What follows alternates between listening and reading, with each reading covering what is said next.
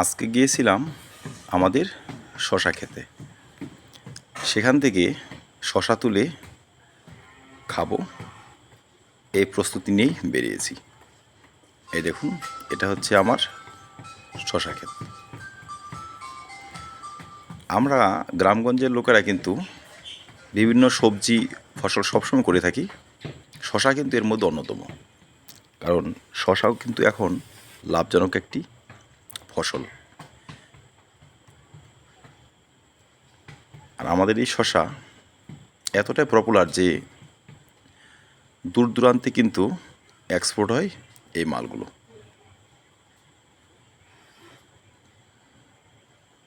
সুদূর মুর্শিদাবাদ, বহরমপুর, প্রপার কলকাতা থেকে শুরু করে সব জায়গায় কিন্তু যায় আমাদের এই শশাগুলো।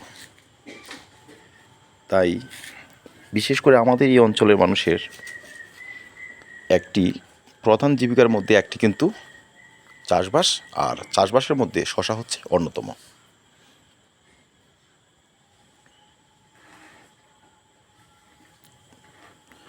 এমনিতে খুব একটা আশা হয় না, কিন্তু আজকে এসেছি, দেখি শশার ক্ষেতটা ঠিক কেমন হয়েছে। আর শশা জমি থেকে শশা তুলে সঙ্গে সঙ্গে খাওয়ার আনন্দ কিন্তু আলাদা। একদম তরতাজা ফ্রেশ শশা। আসুন আমার সঙ্গে।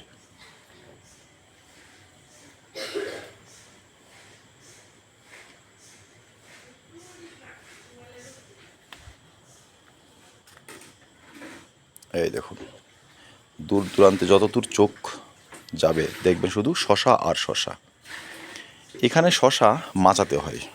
মাচা শশাটি কোয়ালিটিতে যেমন ভালো হয়, তেমন ফলনও হয় খুব বেশি। অর্থকারী ফসলের মধ্যে পারফেক্ট কিন্তু এই শশা চাষ।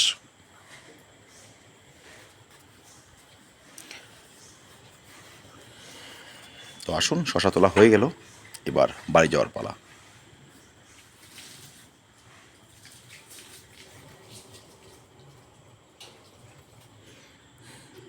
এটি আমার লঙ্কা গাছ। লঙ্কা গাছ থেকে একদম ফ্রেশ লঙ্কা তুলে নিলাম।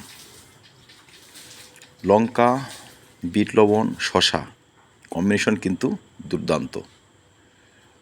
অনেকেই খেয়ে থাকবেন এই প্রসেসে। এটা গ্রামীণ, একদম রুরাল একটি প্রসেস। শশা কেটে লবণের সঙ্গে লঙ্কা থেতো করে শশা দিয়ে খাওয়ার আনন্দ কিন্তু আলাদা।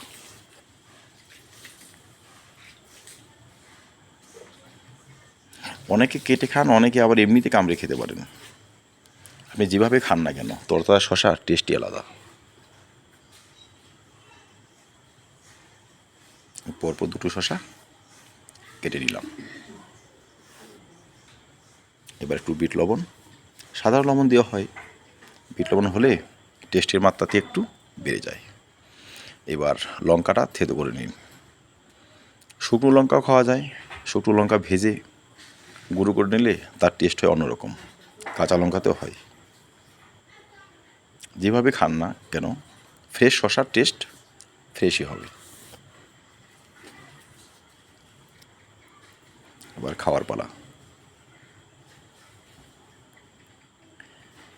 সত্যি গ্রীষ্মের এই তপ্ত দুপুরে এইভাবে যদি দুটো শশা মুখে দেওয়া যায়, তার যে তৃপ্তি, তার যে আনন্দ, সেটি কিন্তু বলে বোঝানো নয়। তো ধন্যবাদ দর্শক, দেখা হবে নতুন ব্লগে, নতুন ভিডিওতে। ভালো থাকবেন, সুস্থ থাকবেন, চ্যানেলটি সাবস্ক্রাইব করে নেবেন। ধন্যবাদ।